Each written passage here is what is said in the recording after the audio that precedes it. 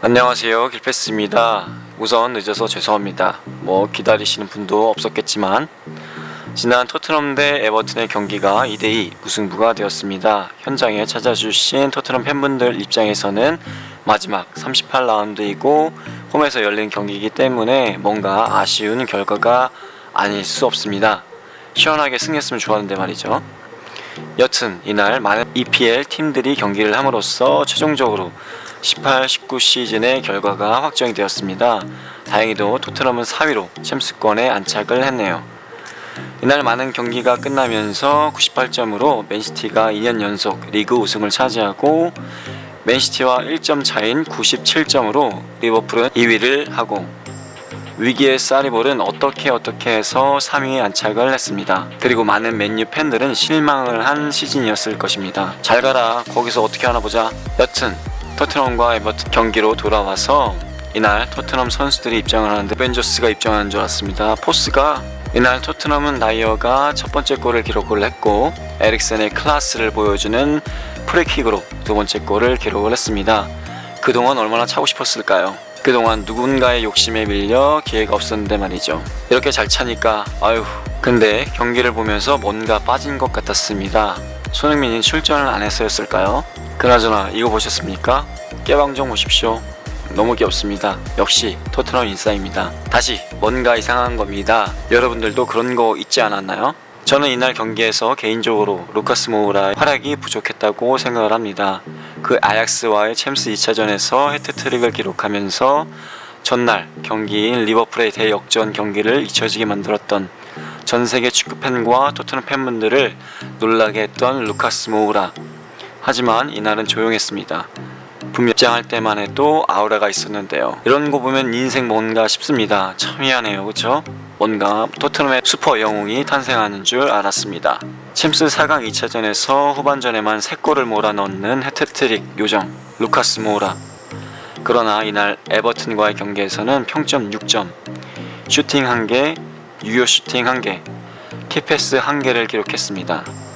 챔스 4강 2차전에서는 평점 9점, 다른 데는 10점이라고 하더라고요. MOM까지 탔는데 말이죠. 이날은 조용했습니다. 그런데 주목해볼 만한 재밌는 사실이 손흥민 선수도 그랬다는 겁니다. 맨시티 2차전에서 멀티골을 기록하면서 모든 축구 팬들을 놀라게 했고 전세계 매체와 축구 팬들의 기대를 한몸에 받으면서 아약스 2차전에 출전을 했던 손흥민. 아약스와의 2차전에서는 스탯으로 쌓이지 않는 공헌을 했지만 눈에 보이는 공격 포인트가 없어 뭔가 아쉬웠던 게 사실입니다. 평점은 6점을 기록을 했습니다. 이런 걸 보면 진짜 인생이란 게 뭔지 현타 올 것 같기도 합니다. 이렇게 토트넘의 마지막 38라운드가 끝나면서 팬들은 3위를 놓쳤지만 우리는 4위를 지켰어. 돈도 안 썼는데 4위야. 충분해. 이제 챔스 파이널에 집중하자. 팬들은 이 경기는 신경도 안 쓸 거야. 토트넘의 팬이라는 게 너무나 자랑스러워. 좋은 시즌이었어. 남은 한 경기 잘하자. 소니가 있을 때와 없을 때 차이는 확실해. 같은 반응을 보였습니다. 토트넘 선수들 남은 한 경기 파이팅입니다.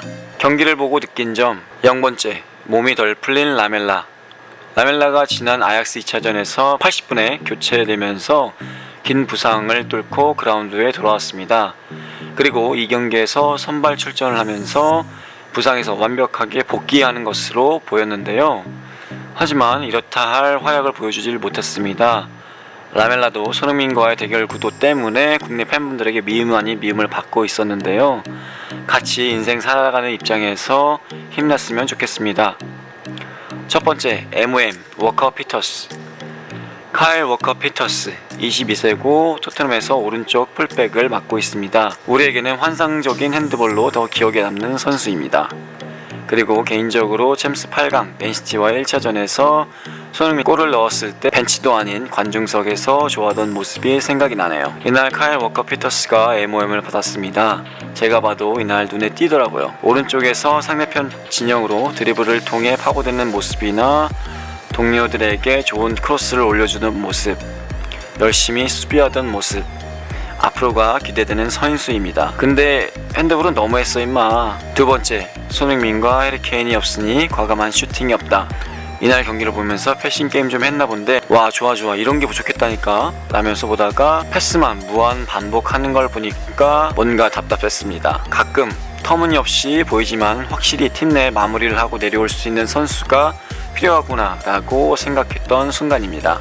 팀 내 연계 플레이도 좋고 결정력도 좋은 완벽함을 바라는 흑갈못 팬의 마음이죠. 근데 그런 팀이 있으니까요. 세 번째, 이상한 요렌테 활용법. 요렌테의 강점은 세트피스에서의 공중전, 롱패스를 받아주는 팀 내 포스트맨의 역할인데요. 이날은 이상하게 요렌테가 그런 포스트맨 역할이나 공중전에서 싸워주는 모습이 없더라고요. 왜 그랬을까요? 네 번째, 챔스 파이널을 위한 실험인가? 에릭센은 이번 경기에서 비교적 내려와서 플레이를 이어갔습니다. 첼지언 해설위원님께서 이것을 보고 에릭센이 비교적 내려와서 굵고 단순한 패스를 하면서 팀의 빌드업을 만들어가는 것을 보니까 아무래도 리버풀전을 염두에 두고 포체티노 감독이 뭔가를 실험하고 있는 것 같다라고 하셨습니다.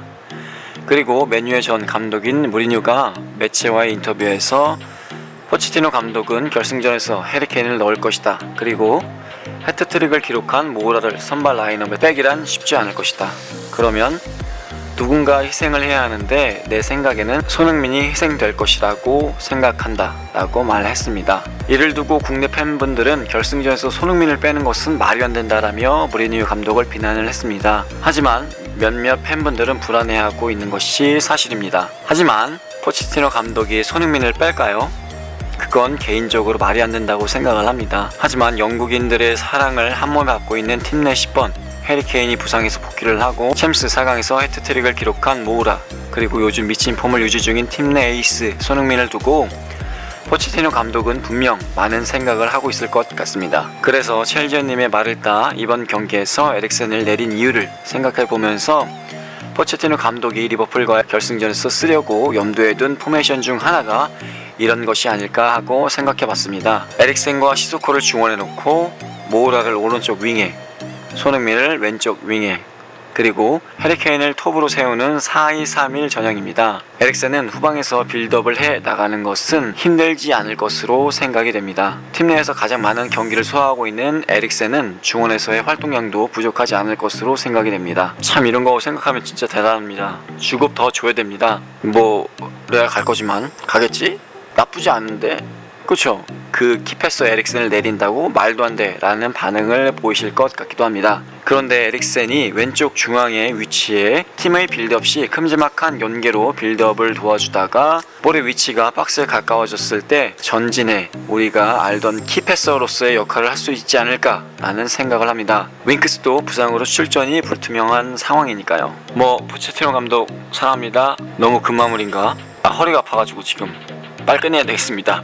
다음에 봬요. 빠이빠이.